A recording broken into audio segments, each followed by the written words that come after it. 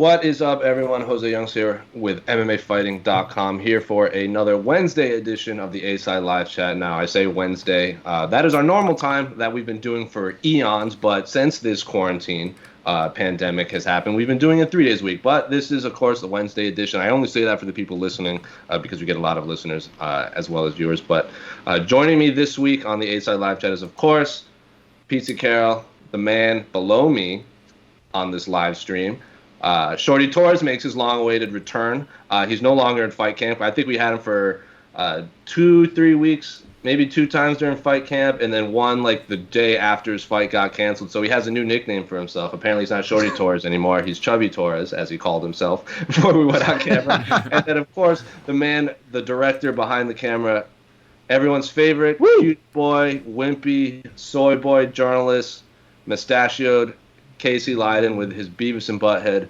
How much soy milk you got in there, Casey? Or is it oat milk this time? It's all fair trade, organically grown soy milk. Just about 90% soy milk. I put a little coffee, just put a little hair in my chest. That's about it. What do you call that? They call that the wimpy drink of the morning. Anyway, this is of course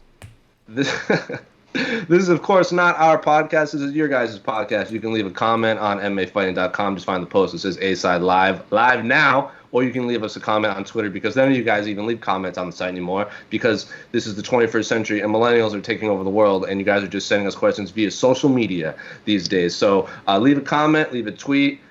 Esther and Casey are in the background making us look beautiful as ever. So, Casey, first question for this illustrious panel.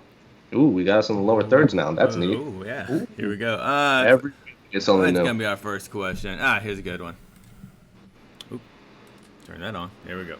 From Ian O'Neill, longtime commenter. How do you handle the whole situation in light heavyweight in the UFC? Strip Jones? Who fights for the belt? If so, hashtag the A-Side. Thank you so much, Ian, for the question. So, yes, gentlemen, as I'm sure you've heard, John Jones got into another situation down in Albuquerque, DWI. He pled guilty and all this stuff. So I don't remember the exact sentence handed down. I believe it was community service, house arrest. He got quarantined like we all did. Yes, he basically got quarantined. But I believe does he have to wear an ankle monitor? If I'm not mistaken.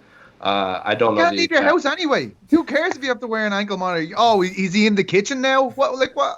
I mean, he could, but the thing is, he could leave the house if he wanted to, but now he can't leave the house. Like, he could go to the store, but now he can't. So, of course, this is not the first time John Jones has been caught in one of these situations, especially with driving while intoxicated. So I'll start with you, Shorty. What should the UFC do with the light heavyweight division now that their champion has found himself on the wrong side of the law once again? I think nothing at all. The reason why I say that is because John Jones has been doing this stuff for years, and they've literally done nothing this entire time.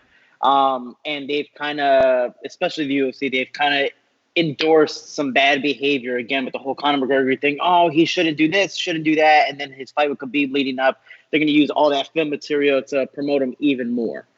So for me, with the whole John Jones situation, outside the cage is outside the cage. Sadly, it's not the best, but inside the cage is the whole inside the cage thing. So for me, I know he does have probation, house arrest, all that stuff outside the gym, especially during this quarantine. If he has to take time away from the cage because of the things he has to do, because of what the court has sentenced him for, then make the Reyes Santos fight, or Reyes Santos fight. Reyes Santos, and have them fight each other, and then whoever wins that fight fights Jones next. But overall, I don't believe something should be done by the UFC. If something should be done by the UFC, then it should be done to every single person who gets, some type of, Conor McGregor, Jones, and all these other people who face accusations like that before. PT, same questions. I know Shorty said he likes the Santos-Reyes fight. I know both fighters called for that, but I think there's a European light heavyweight that has an argument for a shot at John Jones's belt. He supposedly was slated to fight John Jones next. John Jones said that he had no problem fighting him after his big win earlier this year. So what should the UFC do with the light heavyweight division? Like, I mean, we don't need to pretend that the UFC are the most socially or morally ethical people in the world. Look at this whole coronavirus thing. The world is shut down, and they're still, throwing so much shit at the wall and just waiting to see what sticks. With Jones, what should they do? Like, I mean, if this was the NFL or something like that, they'd probably suspend him and strip him of his title. But I agree with Shorty. It's probably unlikely. I think they should, as a kind of just out of precedent, set some type of precedent, don't get arrested with guns and stuff like that. It probably isn't a good idea. Probably isn't the best look. But what I was thinking about when this happened, and as this goes on, is he more expendable than he has been before when he gets himself into these situations? He hasn't been setting the world on fire with his performances. And even though he's still outright the best 205er in the world, I don't think he's been putting the same kind of statements into his performances these days. Is it easier to punish Jon Jones now for the UFC maybe as opposed to other times when he's messed up because he had that unbeatable status then? Maybe like a Valentina Shevchenko has a flyweight now. Is he more expendable now? I think he probably is. He might be, but he's still winning. Last I saw, he did have those 3 wins in a row. Whether you agree with the decisions or not, he's still the champ and he's still winning. Anthony Smith was on the show a couple of weeks ago. I believe that was when you were doing Eurobash, so AK was my co-host, and I think Anthony Smith said it was pretty on the nose. He goes, Anthony Smith, Dominick Reyes, and Thiago Santos. Winning 3 decisions against those 3 should not knock you off the pedestal of being unbeatable. Because he, as Anthony Smith said, there's no one else in the light heavyweight division right now that could beat all 3 of those, as he called them, hammers. And Jon Jones did it, fought 15 rounds against those 3. But Jan Blachowicz is still out there. I wouldn't hate it if he fought for the title next. I think he did enough to earn the shot at Jon Jones. What they do next is, I guess, depending on the UFC. But even, did you see Dana White doing on one of his Instagram live feeds or whatever, or was a podcast or whatever? Someone asked him about that, and he just went, "Yikes! Yeah, that's a situation." He didn't even really address it. That's it just felt like that's a serious situation. I feel like every year we hear something about Jon Jones. When I saw that news, I don't even think I had a reaction to it when I saw the news, because it feels like we've been down this road so many times. It would be different if it was one of these fighters that were so big. But Casey joined us. Casey, what are your thoughts on the situation? Just because it's such a long history about Jon Jones' history of getting stripped and whatever. Wait, what were the reasons he got stripped before? One was USADA. One was USADA. One was the hit and run, correct? Yeah. Yes, because when he got stripped for that one, DC stepped in to fight Rumble at 187. So he's been stripped 2 times? I believe one of the times he was stripped, was it an interim title that he was stripped of? When he beat, I thought it was USADA just the once, no? When he beat Oven St. Preux, was that not for the title at 196? That was interim. Then he got stripped of that maybe, and then he fought DC he at got stripped UFC the third 2. time after he beat DC with the head kick, but that got overturned. So that was is it 2? Oh man, we can't even keep count. We literally can't keep count of this dude. How many times he's been stripped? This is mental. This is our job, and we don't know. This guy. There is a precedent that the UFC has stripped him for outside non-USADA activities, for the hit and run. So they have. But were any of the strip times he'd been stripped because of a DWI, or was it because of USADA? And then a hit and run is super serious, especially when it was a pregnant woman that he hit. It wasn't like he was sitting in a car that was running and he was intoxicated. He hit someone and ran away and then failed the post-fight drug test. It's all serious, but were any of them stripped solely because of a DUI/DWI? Not that I can think of. It's worrying for Jones, though. In all seriousness, that's the biggest part of all this. He clearly has a substance problem here.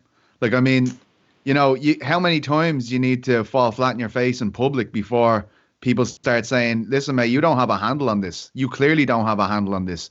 This wouldn't be the umpteenth time it's happened, and you to be driving under the influence like this."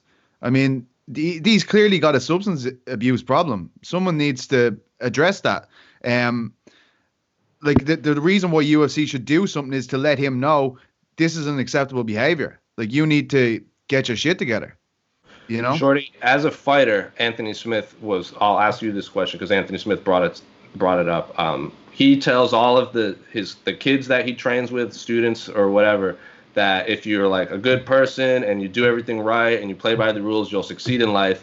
And he says John Jones has proven that Andy Smith says John Jones has made him a liar, basically, because John Jones gets into trouble and he's still the greatest fighter of all time. So as a fellow fighter, what do you say when you see arguably the greatest greatest athlete in your sport get into so much trouble and continuously over the years? That's the crazy thing was that I saw a post online, people criticizing John Jones, saying, hey, you shouldn't do this. Oh, man, it's common sense, this, that. But the only problem for us is we've never been at the top. We've never been through all that fame, all this money, all this whatever. You know, he literally has access to everything. And he's gotten in trouble so many times and gotten away with a lot of stuff where he's like, wait, if I do it again, you're telling me I could possibly get away with it again? You know, that's how, again, same thing with Conor McGregor. Like, you say the same thing. Like, he's come from nothing. Same thing with John Jones. Like, they've come from nothing out of nowhere. They're the biggest stars in the world. But then they start getting in trouble, and there's all these accusations and this and that. The only problem is we can easily judge it because we're like, dude, come on, be morally, sensible and this and that. But we've also never been put in those crazy situations. Am I saying he's right for doing all these things? No, and he should be morally responsible for all of it. But it's also the fact that we've never been put in those situations where life is now almost unbearable and unhandleable. You know, you just can't handle any of it. You know, so it's a different point of view that we sadly can't understand, but we can easily judge. Again, like Casey and everyone was saying, it's like I believe the UFC should do something about it. Are they going to? More than likely not. If they strip him, more than likely he's going to get a title shot when he returns. So it's one of those things that the UFC is going to benefit off this anyways. There's going to be a buildup somehow out of it anyways. So when it comes to the UFC retaliating in any sense, it's just going to benefit them, and I don't see any point in doing it now. I believe there should be some fights before John Jones ever comes back in the cage, and I believe John Jones should put himself in rehab because, as we already see as the public, he does have a serious problem, but that's his responsibility, and I don't see him doing that anytime soon after so many accusations. I just want to say, if there was ever a time to get a DUI as a UFC fighter, this is the time. I mean, and that just goes great to tell you, it's not just in cage fight IQ. It's just everything. It's like he's got it down. And if you're gonna break the law, this is the time to do it. He's like, oh, I can't. I'm suspended for 3 months. Oh well, it's like so. I'm not gonna say good job, John Jones. Smart. I'm just saying, well timed. Shorty, is it hard to be responsible during the quarantine? Someone asked Michael Chiesa this question when he was on. Dude, look at oh man. I mean, what's Darren Till posted the photo of him sideways looking with the pregnant belly? Like 100% I wanted to do that. He definitely beat me to it. And I'm like, I'm Jose Chubby Torres now. It's 100% hard to again, you got to look at it from a fighter's point of view. Again, everyone's different. You have some people putting workout videos and doing push-ups. Dude, I barely do push-ups myself when I'm in camp. Everyone's like, dude, stay at 145. Like, 'cause when I ended camp, I was at 145. My fight's at 130. 145 or 15 pounds in 2 weeks. Easy. That's no problem. That's a usual. Some people do it in a week. So I'm like, all right, cool. I'm ahead of schedule. But now everyone's like, dude, how much you weigh? You must be eating healthy. I'm like, I'm like 155, 160. Like, why? Why is it so hard for you? I'm like, dude, this is my genetics. Like, I'm just one of those people that eat. Like, I ate half a burrito earlier. That burrito probably weighed a pound. Somehow I gained 5. Like, it's just one of those things where I'm just one of those people that blow up. So for me, dude, I go to the gas station every day to, because right now gas here in the States is like $2 a gallon, which is amazing. I'm like, okay, cool. I'm going to go inside, grab gas, maybe grab a Monster. I'm cool, which I'm still looking for that Monster sponsorship, by the way. Shout out Monster. I go in there, go to grab a Monster. I'm like, okay, cool. Walking up to the counter, I'm like, oh, they got donuts. Oh, the chips are on that side? Oh, man. And then you're just like, I have no fight to look forward to. Because, again, like everything was supposed to be back to normal April 13th. And you're like, all right, maybe I'll fight May. Oh, wait, what? Nothing's going to reopen until April 30th? Yeah, I probably won't fight until June. So that's the hardest part where you have, in a sense, nothing to look forward to because you don't know what's going to happen tomorrow. So, yeah, for me as a fighter, again, other people are different. For me as a fighter, it is very, very hard. Is this going to affect the levels of the fights, though, Shorty? Like, I mean, I've seen other people from different professions, like, say, performers, musicians, saying they're going to be out of practice playing in front of a crowd, so they think they're going to be bad when they, it's going to take some time to get back to what they're used to. Even comedians talking about they have no chance to get up and do stand-up in front of the smaller audience, so when they go to the big audience, they don't know if they'll be ready or as good as they usually are. Do you think there will be a knock-on effect there for the fighters in any way? How about this? I guess the question back to you. Do you think Dominick Cruz is better before his injury or after his injury when he beat TJ Dillashaw? Yeah, I'd say before the injuries, right? Technically before the injury, but he ended up still reclaiming the belt. So it's one of those things that Dominick Cruz was stating too. He goes, I haven't been in the cage in years, but there's no such thing as ring rust. Given, I counteract that. I believe there is a such thing as ring rust, but he practiced. He got back into it, and eventually it's one of those things like riding a bike. Yeah, you're going to be sloppy in the beginning because you haven't, got on it in years, and out of nowhere you're like, okay, cool, I'm back on it. Okay, cool, look at it, I can do it with no hands again. Oh, wow, I'm back to normal. So you're going to catch on to things very, very fast. And me, honestly, I was moving around with some of the guys yesterday, and I haven't sparred in 2.5, 3 weeks. I was like, oh, man, I'm going to be tired. I'm not going to be able to do the certain things, move my head as much, which I barely move my big head anyways. And I had one of the best, flowing practices of sparring ever. I'm like, oh, wait. I had time to actually sit down, think all my mistakes, think why I had a black eye this week, a black eye that week, and go, maybe I should do this the next time I spar. So sometimes this time off actually really, really benefits you instead of just doing the same thing over and over and over and over again. So I think it's a huge thing. Plus, you look at, Amanda Nunes. I mean, I trained with Amanda Nunes here. This lady literally never comes in until she has a fight. She fights, twice a year? Maybe? She never comes in until she has a fight, trains for a month, and then she kills everyone. So it's like, everyone's different. It depends on how you react to it, and I believe it's 100% mental. So you're saying that Amanda Nunes is going to be on UFC 249 is what you're telling us? I hope. If you want a little insider, she is inside the cage having fun, but she likes to show up every once in a while, and you're like, does she have a fight? Well, did you see her? Did you see her and Felicia Spencer had a little exchange on Twitter because Felicia Spencer was in Florida too, and they were like, "Hey, we're both in Florida. Let's just fight here." And Amanda Nunes is like, "I'm game," so they're down to fight there. I'm sure we'll have more questions as UFC 250. I want to see some backyard fights. I want to see MMA. I just want to bring it back to Kimbo style and just someone's backyard, someone holding a flip cam, and just going. Yeah. I'm gonna go talk to Masvidal. We're gonna go set it up real quick just bring your boys. Everyone's just no doctors, because doctors are doing things very important. So let's have everyone fight. Just have some fun. I'm telling you. Fight, like Jillian said, fight boat. Let's just go on a boat, grab a bunch of fighters, and go on international waters, and there you go. Just start picking fights. We'll record it. I'm all for it. And then we'll see more of those Simpson memes where the Simpsons are like, oh, they predicted it first, because there's an episode from season 4 or 5 where they have fights on a boat out there. So it's always the Simpsons. Anyway, Casey, we spent 25 minutes on that one question. Any other what's our next question from our listeners? Thoroughly answered. Shorty, did you finish your burrito? Yeah, sadly I finished my burrito. Oh, okay. I thought you were just staring at it, just longing for it. Yeah. And then immediately I grabbed the wheel because I got to remind myself I have to do something after this to stay productive. Ab roll. That burrito looks so good. All right, hold on one moment. Get a new question. Thank you, Ian, for the question. That last 3 episodes, the first question lasts 25 minutes. All right, it's just kind of a little fun. Tradition on the A-Side live chat. If you don't get a 30-minute answer that goes off into a tangent, what are you doing? There we go.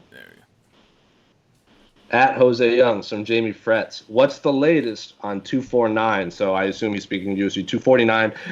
Gentlemen, I'm sure you've heard, but supposedly Khabib Nurmagomedov and Tony Ferguson, part 5 is in danger. Khabib is stranded in Russia. He said he was trying to fly to Abu Dhabi because the UFC said there was a 99% chance the fight was going to happen in Abu Dhabi or Dubai. I can't remember the exact location. And then he wasn't allowed to land, so then they went to Dagestan, and then he couldn't get a flight out of Dagestan. So his scheduled fight, title defense against Tony Ferguson, is in danger, but I don't know if either of you have seen.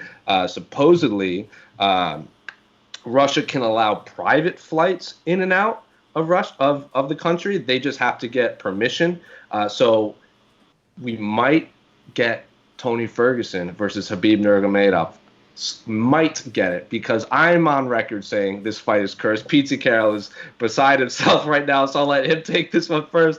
Pizzi, what's your reaction to all of the drama surrounding 249? Khabib Nurmagomedov supposedly stranded in Russia, and if this situation where Russia is allowing private planes out of the country, we might finally get this fight. But is it worth it at this point? I mean, it's just exhausting. At this stage, it's like, Jesus Christ, I can't keep up with this. Like, we recorded the podcast, Eurobash, on Monday, and by the time we came off, every fighter in the UFC was on Instagram Live talking to another fighter, trying to get a fight made for UFC 249. It's one of the hardest things to follow ever. Nobody knows what's going on, and I just don't understand why it's gone from, oh, look, if there's any fight that needs to happen, it's Khabib v. Tony, and now it's just that any fight needs to happen. That's what Dana White's basically saying now. Any fight needs to happen. Like, I don't know what the hell is going on anymore, and I don't know why we're putting on a card if it isn't Khabib v. Tony, which, as I've said before, Dana White seems to think is the cure for the coronavirus, the way he's been talking about it. Shorty, what do you think about watching all of the all 700 of the fights? The quote-unquote drama surrounding this card. The drama is crazy because it's like when he was trying to get the last event to happen and couldn't make it happen because Vegas canceled, London canceled, and all these, eventually states and countries are like, sorry, man, we're not going to be able to do this. Brasilia is going to be your last event for a while. Look at Bellator. Bellator shut down all of May, even though the quarantine is going to be over at the end of April. I think it's a smart decision. It makes them look more responsible, more morally responsible. The UFC, Dana, I get that he's belittling the virus, and that's your opinion. That's cool. But a lot of people are taking this extremely serious, and he's really trying to force the thing. I think as a promoter and just overall event-wise, it is the smartest thing to do for him to run the event, because you got to think about it. It's going to be the only sporting event in the entire world happening. I feel like even if you don't like fights, you're like, dude, I got nothing else to do. Here's $80. I'm going to watch this, and it's going to be pay-per-view. So they're going to make a lot of money back. But is it morally responsible? Is it safe? Is it following any of the guidelines? No. And I know, was it here in Florida, Tampa, Orlando, and Jacksonville are like, cool, we don't care. You just have to reserve a venue and you have to follow some guidelines. But still, it's just one of those things. It's like, maybe, just maybe, you should push it back, especially since we want this fight. And both fighters are like, dude, let's finally do it. We actually have the time. Let's finish the quarantines and just push it back. Us fans are going to wait. It's not like we're going to be like, we don't like UFC anymore and just go to a different promotion. We're going to wait. So might as well just push it back and get the fight card that we all want. Well, I'll read you the quote according to RT Sports from the Russia's Federal Air Transport Agency says, this is just from RT Sport. I don't know exactly where the quotes came from. But for Khabib to be allowed to fly to the U.S. on a private jet, the flight company whose services he intends to use should obtain a permit for flying out of Russia and for arrival in the United States. The company which provides private air travel usually know which documents, this and that, blah, blah, blah. Basically saying there are currently no restrictions on business aviation from Russia. Upon the availability of approval, the aircraft will be able to fly to the United States. So, are they going to be allowed back in though? That's also a big issue. It's true. It is. I was about to say there's still a lot of questions surrounding this. Like, I think Casey says, I can't remember who said it, but Casey, you were on the show too. I might have been the last episode. All these episodes starting to blend together at this point. Like, Khabib went back and he's with his family. Like, yes, he is in fight camp, but like you said, will he be able to get back? So, like, say he fights in the United States and now he's stuck. His family's all the way in Dagestan, under quarantine there too. Like, is he gonna want to leave them, knowing he might not be able to get back? So, yes, I want to see this fight, but I'm also on record saying this fight will never happen. But there are more important things than this fight happening. I think our old colleague Luke Thomas said it on Twitter the best, where he goes, the reason to cancel this fight right now is not because Khabib is stranded. It's because there's a pandemic going on. Like, don't let this one thing be the reason to postpone it. There's bigger issues at play. So Khabib lives with his parents still. Like, he lives with his kids. I mean, Like, I mean, I don't really. That should be it. Like, you know, you're going to be going to the US, a different country, coming back in. You're going to be around lots of people you wouldn't be around if you weren't doing this. Your immune system's going to be very low. You're risking your legacy, your whole career, your world title, everything, and the health of your family. I mean, this is something that no one's talking about. When Khabib's talking, he looks completely fed up. He's like, you know, I'm here now. They told me it was going to be in Abu Dhabi. Imagine how ridiculous this setup is for him. Like, I mean, really, like the same with Zhang Weili before she fought Joanna. Her situation was insane. She was flying all over the place just to keep these fights on. Like, how important is this? Like, like in the grand scheme of things, like sport means fuck all now. It means absolutely nothing. Like, this is, I was listening to a podcast about soccer the other day, and they say, the soccer journalists were saying, it's the most important of the least important things in the world. That's what that is. And this is kind of what MMA is for us, right? Like, I mean, I know it's our lives, it's our livelihood, and we love it. But right now, when this is going on, it doesn't seem that important. You know, it really doesn't. I don't know. It just feels crazy to me that we're flogging the dead horse at this stage. And just Shorty, if your fight wasn't canceled, would you be able to even focus on a fight camp during this pandemic right now, knowing that you're in Florida and I'm sure a lot of your family is back home? Well, see, like me in general, everyone's like, what are you doing during quarantine? What's different? For me, nothing's different. I stay in the dorm, lonely as hell, cry myself to sleep, go downstairs, train, come back upstairs, have a cheat meal, get disappointed, come back downstairs, train a little more, and then come back upstairs, sleep, and then repeat the same day until fight camp or until the fight.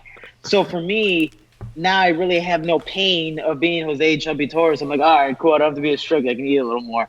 But I'm probably still cheating just as much, which is a bad thing. Anyways, I hope Nutritious not watching this. But for me, and this is my little backstory. Last year, I thought I was going to fight in August. So I was already at ATT about 10 weeks. And then they go, hey, you're going to fight in November. So I got pushed back 3 more months. I'm like, okay, cool. Well, I'm going to go home for 2 weeks, come back, and train for about 10 more weeks. I ended up training.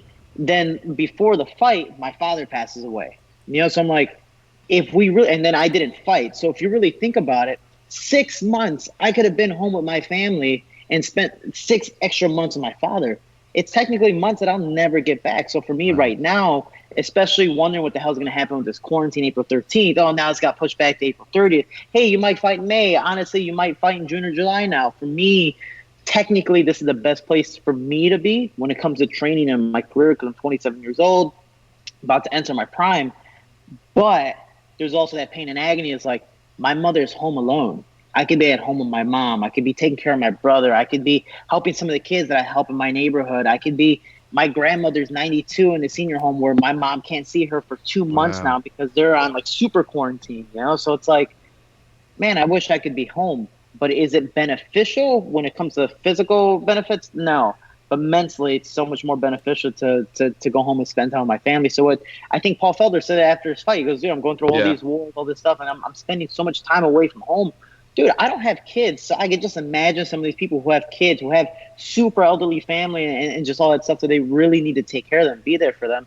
For me, I'm in a dorm 24/7, quarantined or not. So it's like it becomes a worry at times to be like, you know what, I don't care about when I want to fight. It's just I want to get this over and done with so I can go home. There's 2 things I worry about in a fight camp, and this is especially my last fight, especially since my father passed away. I was like, I'm worried about weighing in. I just want to weigh in. I don't even care about the fight. I just want to weigh in, fight, and go home. And it's really because after 2-3 months away from a social life, really, it's like, dude, I just want to live a life. You know, I'm still youthful. I want to enjoy my time while it still lasts. Especially this quarantine time definitely sucks. No one wants to go out and play anymore. But it's just one of those things that's like, you know, for Khabib, it's like enjoy the time. And that's the hard thing with the UFC right now is that they're really trying to force this thing. So fighters are still trying to, just in case, be ready for it, which is awesome. You should always be ready. But during this pandemic, like you're saying, it's a pandemic. Relax. And just wait until it's over and, you know, see where it goes from there. Yeah, there's a reason Dustin Poirier flew back to New Orleans. Like, like that's what he said, right? Like he goes, there are more important things right now. I have to be with my family. Like, yeah, he supposedly had this fight with, and then him and Dan Hooker had that inner exchange on social media where they were like, we'll fight eventually. Like, worry about your family right now. So like I'm sure there's a lot of fighters feeling that. Do you understand that mentality though, Shorty? The guys who are putting themselves forward, as you said, like you don't have kids and stuff like that. Like, if an opportunity did come up, would you be one of those guys going, "Yeah, okay, let's go"? Like, would you do it? Let me rephrase it. I don't think I have kids, but hey, got it. But when it comes, I hope they don't got me. But if they're wrong, they definitely don't have me. Anyways, I'm taking a long grocery store trip. I'm still looking for toilet paper, guys. It's just been a hassle. Anyways, at least gas is cheap. For me, I took the Jared Brooks fight. Sorry, I took the Jared Brooks fight on a 9-day notice. So I'm technically, even when I wasn't even chubby Torres. I was obese Torres. Like, I was ready for it. I was like, cool, I'm gonna lose the weight, take it. So these guys that are relying on the money, just like myself, we don't get paid until we fight. We're 100% ready. Our whole lives have been pretty much banking on these last-minute opportunities. But like Dustin said in his interview, I'd fight anyone. I don't care. But I want to be ready. You know, especially at the top where it really matters. For me, I wasn't even ranked by the time I lost my fight and got released. I fought Jared Brooks, beat him by the accidental KO, and then I lost to Alex Perez. I'm like, cool, I'm 1-1. Let me relax and see what happens. Maybe I'll get another last-minute fight because I'm a flyweight and just go in there and do it. I got released. Obviously, that's devastating. But you got these guys that are at the top of the top. If I lose, I'm thinking I'm fighting guys in the 20s, so it doesn't matter. I still got 2 more fights. But these guys, especially Dustin, if he wins, he's that much closer to another title shot. If he loses, damn, he might be a gatekeeper. But it's still money in the bank for him, for his foundation. It's money in the bank for him to get more promotion, to help his family, to help, so many different people. So for me, I know at this moment in my life, I wouldn't take a last-minute fight because I want to be ready. I don't want to do the whole Jared Brooks, Alex Perez situation because, again, Alex was the same thing where I'm like, dude, I just want to weigh in. Whatever happens in the fight happens. I don't even care anymore because I'm just so upset with this whole last-minute stuff and then go home and spend time with my family. It does take a mental toll on you. A lot of these guys are ready. This is all they do. This is all they know. Cool. Good for you. But for some of us that have outside things, fighting's great, but I'd rather be ready. So if I do lose, I'm losing at 100%, saying there's nothing else I could have done. And you were just a better man today compared to losing at my worst, which I always still regret with the Alex Perez fight, losing at my worst and going woulda, shoulda, coulda, and going, now all these other people can say whatever about me because of performance that I really even didn't perform. So again, it's a whole thing that I believe a lot of fighters are going to take it because to be in the UFC, you want to be in the UFC. That's great, but that does not mean because you can, you should. Great answer. Right, and Dana White likes to people that scratch his back. He'll usually do him a favor down the road. You saw that with when Usman cut weight to be a stand-in and then offered to save a pay-per-view card. His next fight was for the title. Yeah. But anyway, we got another question from fan of Mr. Stationary. Is this the fan that gave you the crystal, Pizzi, the Salt Rock? Someone who? No, he didn't. I don't think so. No, I don't think it's him. That's his his Twitter bio is a picture of Pizzi Carroll holding a salt lamp. It's not salt lamp. It's live. It's right there. So, what's the one thing you never did before quarantine that you actually enjoy now? Hashtag the A side. So, Sorry, I'll start with you. Is there anything you've discovered you've enjoyed with all this free time on your hand now? I've discovered a lot of things I hate. Enjoy. I finally discovered, for people in the States, Wawa, the gas station Wawa. Those things are the best in the world. It's like a little mini grocery store / gas station. They got donuts in there. Dude, they have so many snacks. It is ridiculous. There's one like 2 miles down here. If anybody wants to go on a date, I'm taking you to Wawa. Dude, I grew up in the hood. Gas station snacks are my thing. Like, just going down the block, grabbing chips. Great stuff. If anyone wants to go on a date, he's taking you to Wawa. That's my Tinder bio. It works like that. That's why I don't believe I have any kids, but you never know. Anyways, man, is this even so appropriate? Pizzi, what about you? Oh my God. Pete, what about you? Did you discover any new loves with all your time on your hands? No. No, not at all. I'm the same as Shorty. My life hasn't changed all that much, to be quite honest. Like, I mean, I don't go outside the best of times. So it's, yeah, I don't know. I'm reading a lot more, but and I've got Resident Evil on the PlayStation, so I can try to go back to my youth a bit. 2. Oh, you're going back? Okay, you're starting back there, all right. Yeah. So I got 2. And I'm playing that, so I haven't played a video game in a really long time, so that's good fun. But it's also really annoying. I'm like, I'm on this boss level at the moment where this guy with a fucking eyeball on his shoulder just keeps on smashing me off a wall, and then it's over. And I just don't know how to do it. I don't have great patience, so it's not that I love it. It is I'm doing it though, so I don't know if I answered the question really. Well, I mean, I don't know if you guys are the same, but I can tell you this. Throughout fight camp, I'm like, man, I wish I had so much time because I'll make highlight films. I'll learn this, learn that, and then I have nothing but time. And I'm like, I'm gonna take a nap. I'll get to it. And then out of nowhere, I sleep like 16 hours in the day, and then the 8 hours I am up, I'm like, all right, cool. Let's oh, dude, there's a Wawa down the block. I'm like, that thing's 24 hours. Oh, I'm going to Wawa. And then out of nowhere, I eat. I was like, you know what? I eat. I'm gonna watch the movies. I'll watch a movie and I'm like, you know what? I'm tired, nap time. And then I go back to bed. So it's like I've been the least productive with the time that I have now. I have the most time available now, but I'm actually eating more. So I guess that's a good productivity for me. So, same. I've actually some pictures of Wawa. I never watched TV until this quarantine. Casey, what's that vampire show I watched at your house once? The funny one? Oh, What We Do in Shadows. Yeah, me and my girlfriend watched that. We binged that, and I Casey gets frustrated. Casey gets frustrated with me when he brings up all these great shows. I'm like, I don't watch television, man. I don't even know what you're talking about. But now, I'm actually watching TV. I'm actually watching movies. Go watch Vivarium. It's actually an Irish horror film, starring Jesse Eisenberg. It was a mind trip, and I've been playing a lot of horror story-based video games. Yeah, Resident Evil. No, I like story-based ones where I don't like shooting and all that stuff. You're just lurking around. I'm playing this one called Moons of Madness where there's you're stuck on Mars with a giant octopus alien. You're trying to escape it. Great time. I get terrified every time. I only play when the light's out. So don't do that. But I've been actually watching TV for now. So maybe I'll actually have something to talk to Casey about next time we cover a fight. I've redeveloped my love for Grand Theft Auto.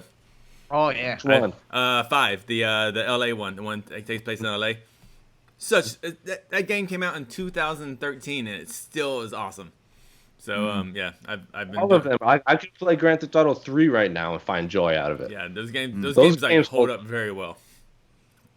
Yeah, big game.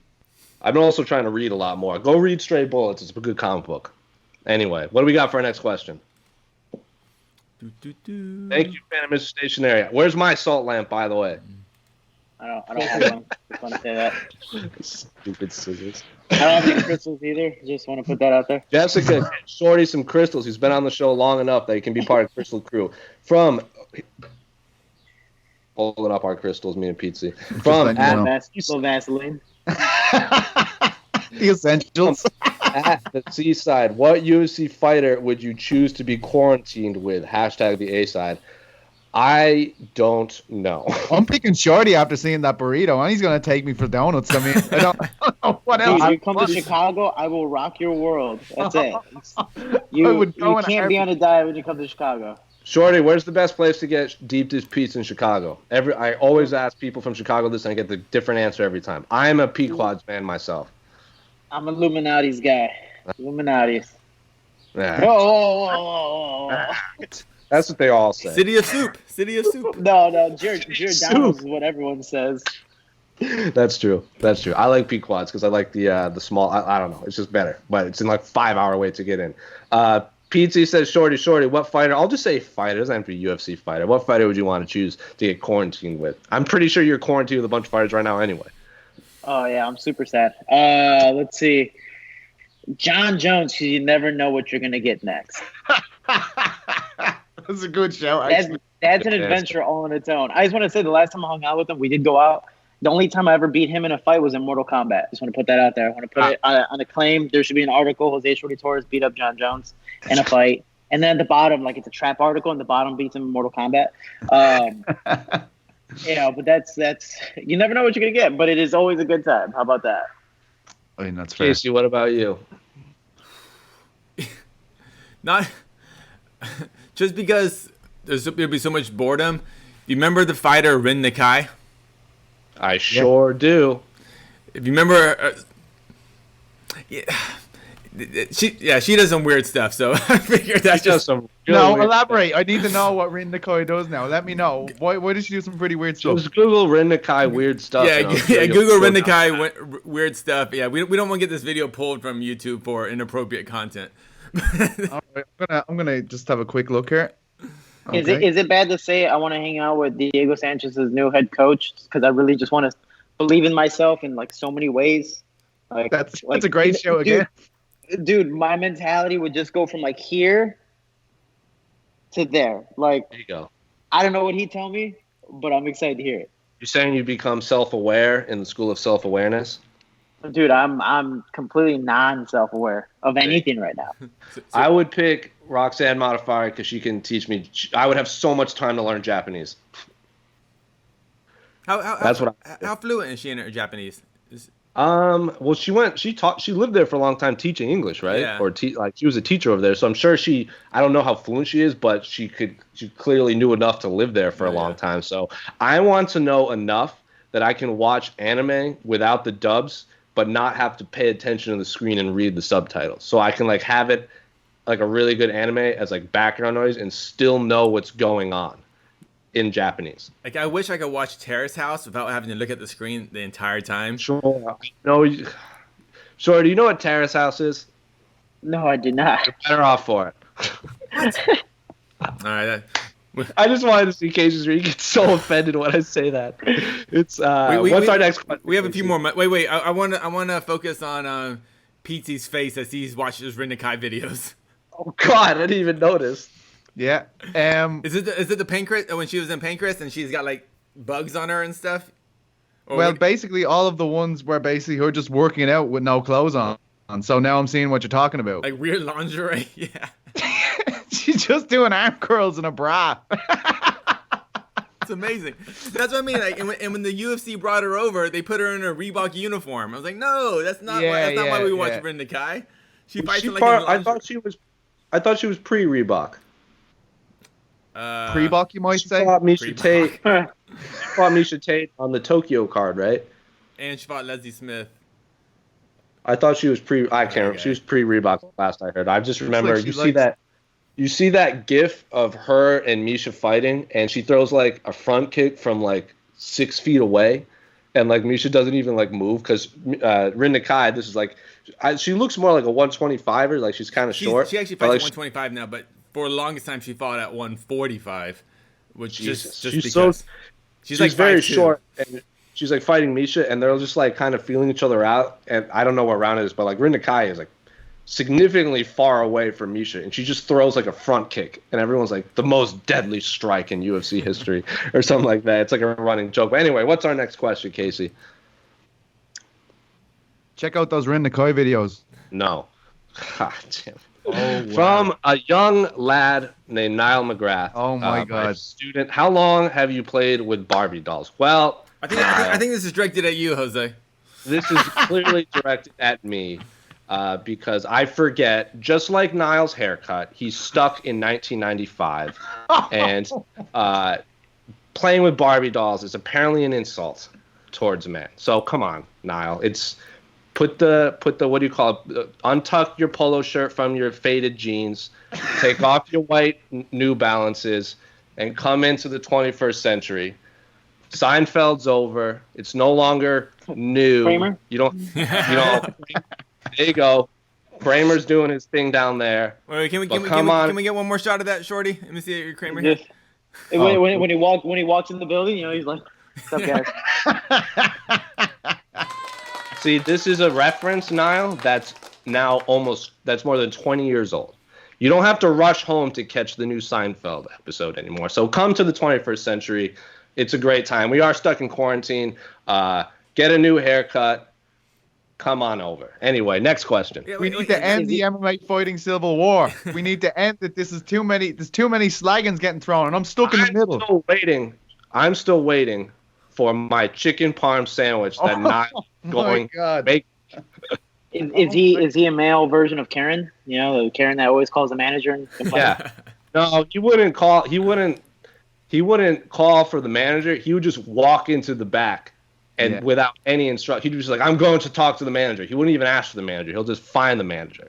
Like this is the manager, and you're like, I don't even work here. Right, so he has the highest level of privilege you can have in Ireland, basically, being born on the south side in his castle. So I mean, he'd walk straight in the back and just slap the manager probably, you know, before getting arrested and being like, what was wrong with what I just did? I treat people like this all the time. And the last time I asked for a chicken parm sandwich, he handed me a bowl of Raisin Bran. Not the same thing, Niall. Give me my sandwich. Jesus. Oh, we have fun. From Stuart Tuckwell. What do you guys think of the UFC signing Manel Kape? Personally, I love it, as I think he is one of the most entertaining fighters out there. Hashtag the A-side. PT, I'll start with you. What do you think of the UFC's newest signing, former Rizin champion Manel Kape? I think they've done a great job there, a great bit of business with Manel, because I just was under the impression with Rizin and Bellator being so close together and doing some collaborative events. I was already picturing him and Gallagher and different fights they could possibly make there. Like, I just felt Kape and Gallagher, two very outspoken dudes, would be a great fight to make if they're doing the cross-promotional thing. But I think the UFC have done great to sign him. And Yuri Prohaska, two great fighters there, without a doubt. One thing I'd like to know about Manel Kape, is he Portuguese? Because it has a Portuguese flag beside his profile on Tapology. But then when I called him Portuguese before, people were like, he's not Portuguese. So I don't know. But I think he's a really good fighter. But even more so than that, he is a really interesting dude. And I feel like, to be honest, Rizin kind of missed a beat there, because when he won, when he beat Asakura, I felt it opened up so many different things they could have done with him. So it's an interesting one in that regard too. It just didn't seem like the right time for Rizin to be letting him go. He's born in Portugal. Oh wow! Okay. There you go. Well, Shorty, this is a man that's fought in your weight class, 125, 135. So, what do you think about the UFC's new signing? Was this a guy that you had maybe flagged for a possible fight down the road in Brave? I'm not even trying to be disrespectful. I'm not at all trying to seem like that guy. But I've never heard of this man before. Oh, wow. And it's seriously not even to be like, who the fuck is this guy? It's just more of like, seriously. Well, he fights in Japan. I mean, yeah, he's a Rizin champ. So no, this is shade. This is absolutely shade. It's seriously what it is. Like right now, when you're like, oh yeah, Manel Kape, it's like, okay, I gotta look this guy up. Like, who is he? Like, I seriously don't know who he is. Not because I'm just throwing shade and being an a-hole and all that stuff. Like, I just have never heard of him. I've never seen him fight. But again, he's in a whole different promotion, which I've never even seen a full Rizin event. The only time I ever watched Rizin was when I finally joined ATT and Kyoji was fighting for it. Like, that's seriously, and I only watched one fight. Like, I didn't even watch the Mayweather fight. You know, so it's one of those things. Fight. It's like, I seriously don't know this guy, but I'm sure if everyone's hyping about it, it's going to be a big thing. Yeah. So, I don't know. I wish nothing but the best for him. But you still ain't nothing. No, I really can't put anything out there.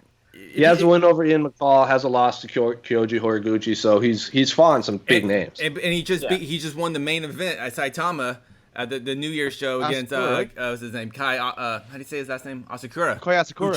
Who just knocked out Horiguchi. So he's actually legit one of the best bantamweights in the world. And if you want, for the fans, for Shorty too, if you want to go back and watch an old fight card, a recent one, watch Rizin 20. It was I 100% believe it was the best card of 2019. And it happened on the very last day at New Year's Eve in Japan. It was such an unbelievably good card. So if you want to watch it. I'm not going to lie. I feel like knocking on Kyoji's door because it's like 10 feet away and just like, hey, what do you think about this guy? Like, I just haven't had Yeah. I mean, yeah. Well, Kyoji was there. He was in the audience. Yeah, he was there with his like little crutch and everything. He got in the ring and everything. Said hi to the crowd. But he is it's an excellent signing by the UFC. I'm personally bummed because I want to see more. I want to see more big name fighters and other promotions because I feel he's just gonna get lost in the shuffle like so many other fighters, so many other great fighters just get lost in the shuffle in UFC. And so, but good for him if he wants it. You know, yay, good for UFC. Bad for Ryzen, bad for Bellator. It's 100% shade though. It's definitely shade. There's no I think Shorty called him out. What do we? Yeah, Shorty called him out. Alex, start writing the article. Yeah. Shorty Torres calls out Manuel Cape. Yeah. Did you watch Monday's episode, Pizzi? I didn't get to it yet. No, I'm still writing out the back arse of Eurobash. We had Alima on. AK was using like everything Alima said and turned it into like a clickbaity article. Where she's like, Alima McFarlane says Max Holloway's not a real Hawaiian. And she's like, hey, wait a minute.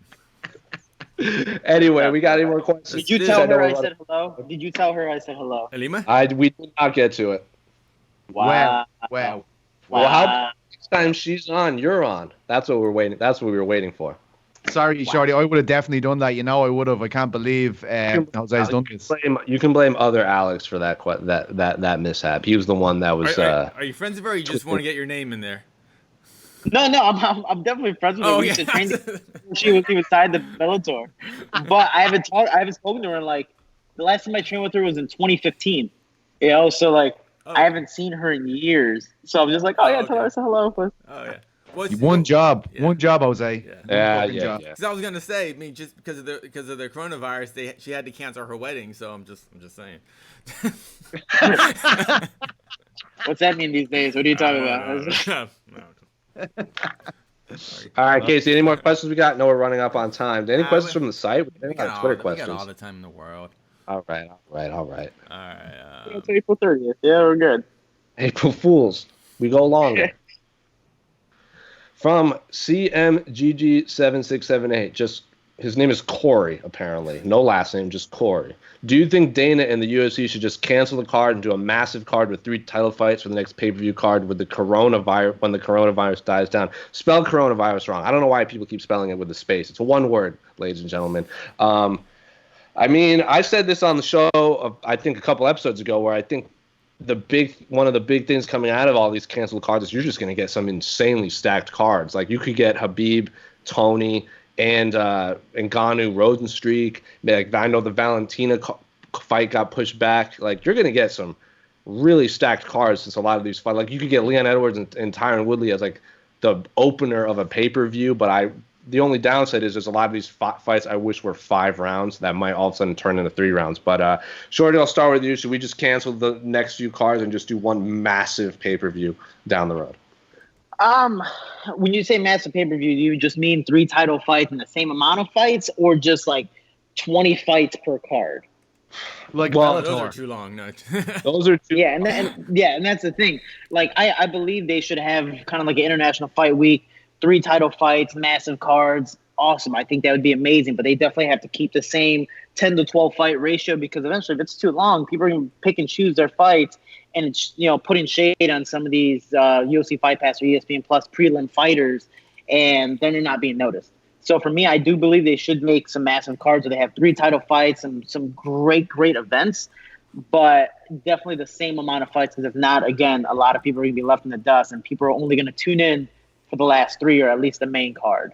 So that's just me, but that is something where I do believe 100% they should follow Bellator's trend of just canceling all of the fights and then properly managing what's going to happen next. Let these fighters know you can go home. You can go to your families, go home. You can semi-train and get ready for this event, but we're not going to have anything for sure until maybe end of May, sometime June. Why not just have a UFC 194 style where you have 3 fight cards in 3 days?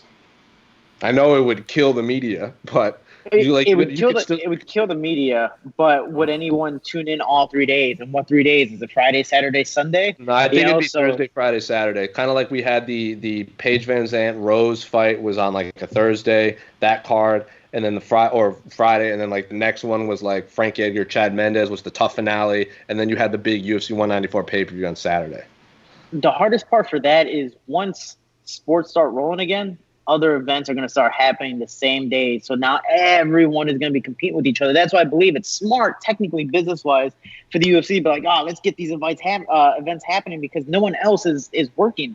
100% of the profits are going to come straight to us and the fighters, technically, whoever gets the pay-per-view buys, which is really only the main event or the champions.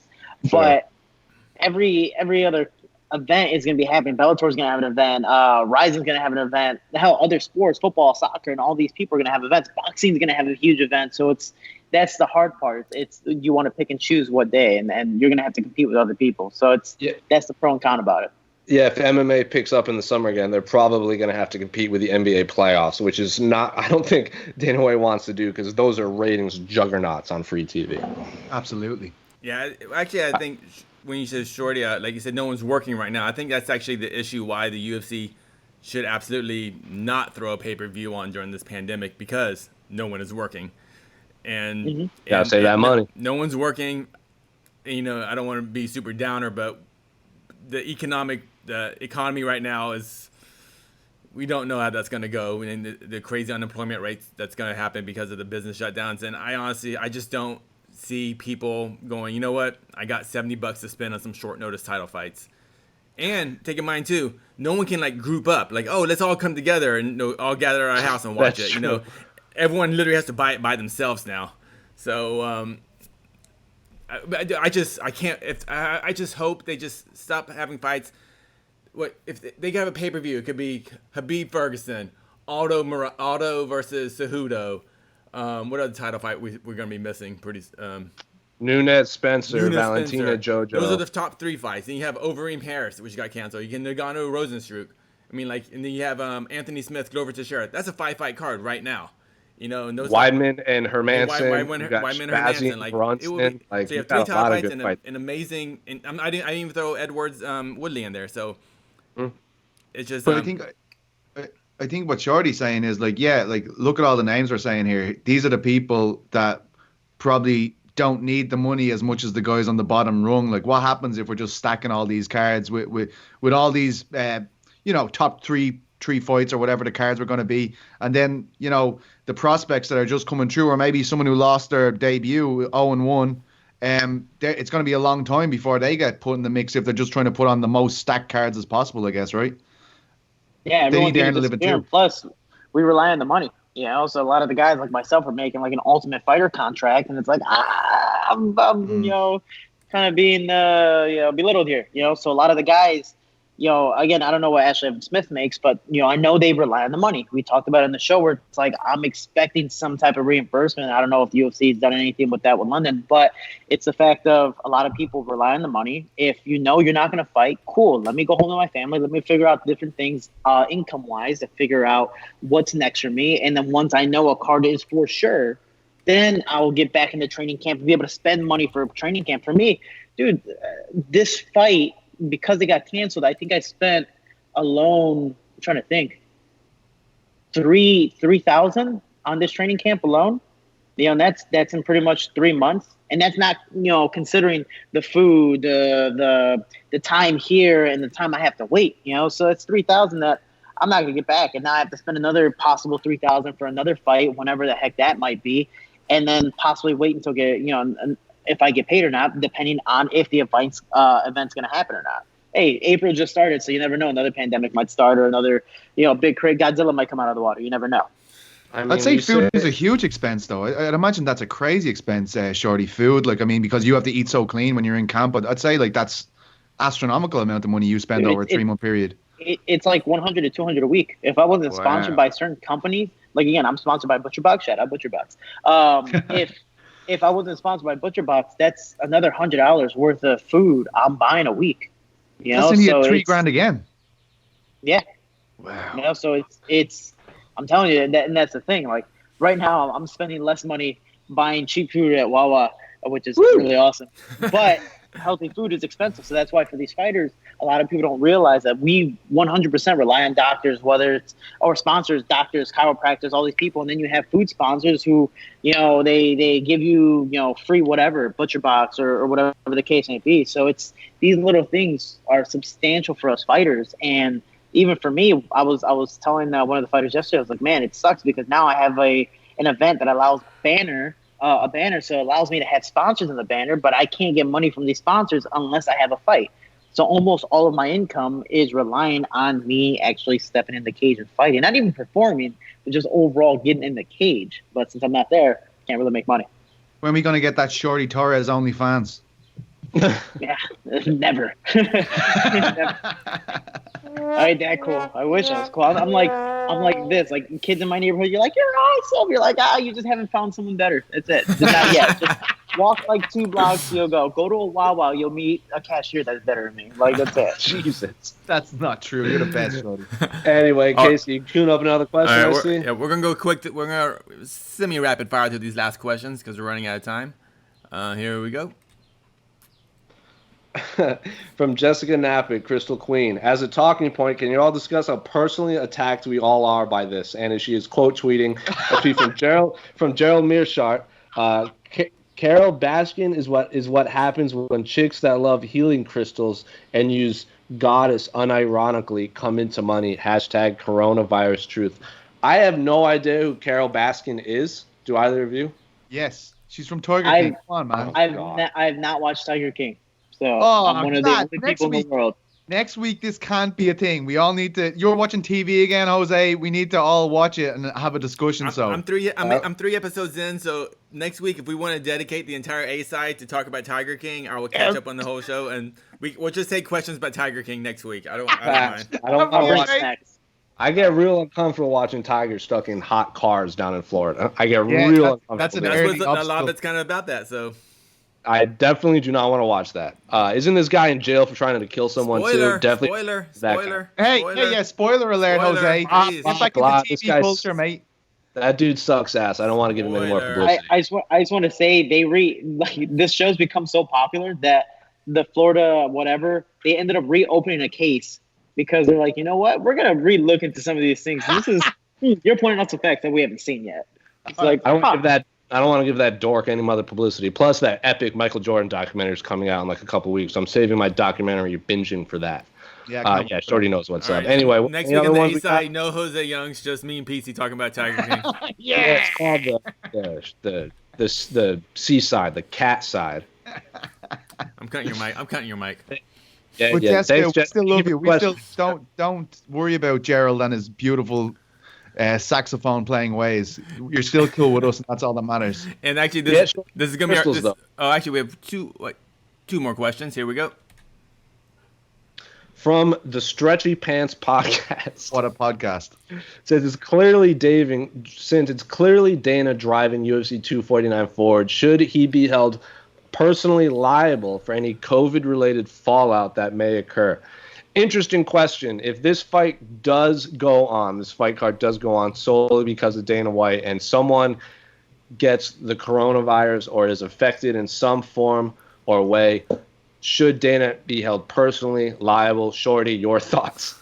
Oh, man, I knew you were going to go to me first. I was like, come on, PT first. Should he be liable if it's at the event, technically, because it's a work-related thing? But if you have to travel the train and do all that stuff, the UFC doesn't cover medical expenses, anything before a fight. They'll cover some type of insurance if you get hurt during practice. You'll be like, hey, you're training for us for an event that we already had contractually obligated. Cool, we'll cover some of the costs. But they don't cover any of the costs until you're actually at the event. So if it's anything leading up, if you're traveling, getting to a fight, or whatever the case may be, then no, they're not technically responsible. Should they be? I think so, but hey, that's just me. Who cares about me? I'm Shorty. I'm whatever. So, but at the fight, yeah, I believe he should be responsible if one of the workers had something and they don't know, they're asymptomatic, whatever the case may be, and they catch something in the event after event. I believe 100% Dana White should be responsible, but that's something he's definitely not looking into whatsoever. Piece of your thoughts, real quick. Yes or no? Yeah, absolutely. Like, I mean, MMA fans were trying to blame Leon Edwards for UFC London being cancelled because he was afraid his children and his family would get it if he flew to America and couldn't get back in. Should he? Yeah. And will he? Yeah. So Yeah. Well, there you have it. I mean, I think the fact that this is even a discussion just shows you that this fight is just the safety just can't be, the safety regulations just can't be met. It's just impossible without proper testing before Casey, and after the fight. Yeah. So Casey, here's the problem. Oh yeah. As always, you're making sense, and that's not allowed in 2020. My bad. That's such a 2019 thing. Yeah. I'm offended. All right, and our final question.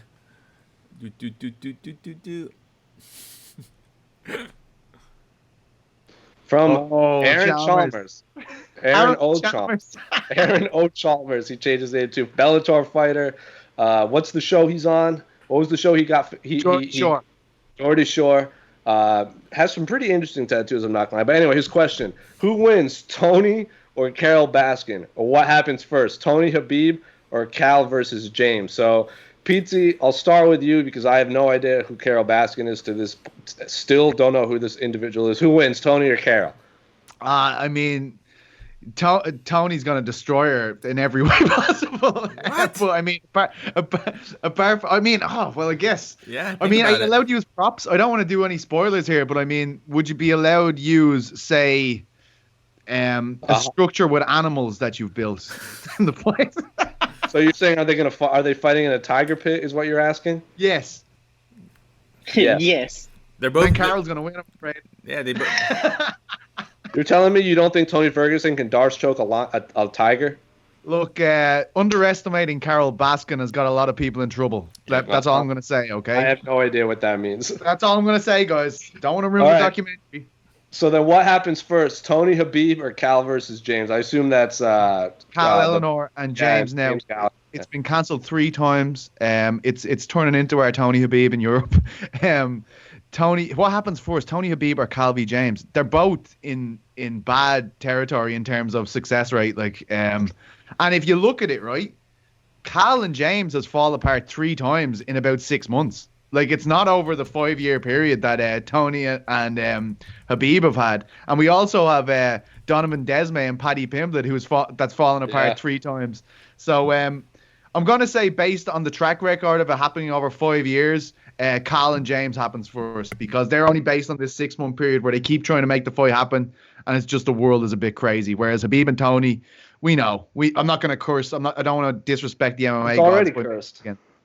It's already cursed. That's your attitude. Is not helping. Okay. You sound like Sean El-Shadi when you say stuff like that. What a beautiful. Is Cal and James, their fight that's fallen out? It's been both of them, right? It's not only been from one side. Yeah, and one of the times, I mean, is crazy. Cal basically got his scan mixed up by a doctor who thought he was looking at a different scan or something and was like, "Oh yeah, your brain's not ready for this." And then he's like, "Oh, sorry, it is actually. It's the wrong scan." My bad. Yeah, I mean, like, it's fucking great. My bad. You are going to live another 6 months. Just April Fools. Yeah, I mean, how crazy is that? Like, it's insane. That's an insane story. We're way up on time. Shorty, as always, the floor is yours for anything you want to plug, anything you want to say. You got literally all the time in the world. All right. Wawa, thank you for all your love and support. I definitely could use a sponsorship. Save me a lot of money. Let's see. Yeah, I need some crystals. I don't know who that lady is, but I love you, and I would love some crystals. Could also use a crystal sponsorship. Monster, Hans, come on, man. Come on, man. Let's see. I don't know what fight's going to happen next. I don't know if there's going to be anything happening next. Everyone stay safe, stay smart, stay clean. Let's see. Stay chubby. And call out Manuel Cape again. Who? The shame. I'm just making it so much worse. I really have never heard of the guy. And it's not because I'm not a fan or just all gets back. I just don't know who he is. He's fought in a whole different country that, fuck me. He's gonna come get me one of these days. Screw it. We'll bleep that out. Let's see. I'm telling you, there's gonna be some shade. Somebody's gonna write an article about this. It's gonna be so bad because then the only response in the bottom is gonna be like, "Who's Jose Chubby Torres?" I don't know that guy. That's the only. Yeah. Anyway, I'm not relevant anymore. Let's see. You are, Shorty. Yes, you are. Who's that guy? That guy only comes out during fight camp. Let's see. Jose Chubby Torres now. I don't believe I have anything else. I know I'm gonna just get back to it whatever way possible. I'm gonna roll just as much as this wheel, and that's pretty much all I got. Pizza, you want to add anything before we sign off?